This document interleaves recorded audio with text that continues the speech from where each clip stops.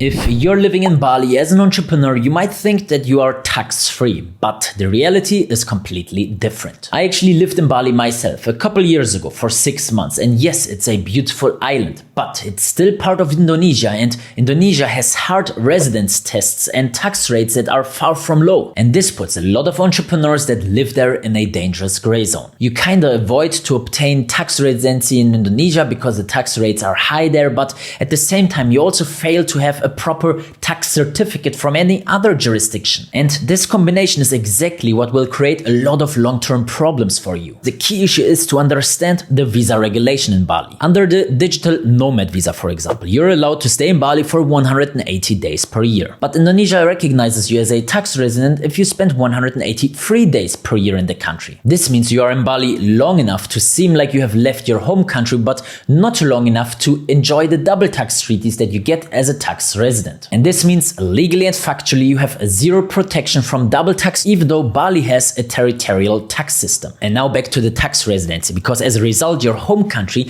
can still legally claim you as their tax resident and tax all your foreign income and gains. And if you ever leave Bali in the future, whether it is to your home country or to any other country, then your Bali years can suddenly become taxable. And in the worst case scenario, they can even back tax you for previous tax calendar years. And so I'm just warning you that a proper exit strategy and gaining a tax certificate in your new country where there is a proper legal framework with a lot of double tax treaties is essential to avoid problems in the future.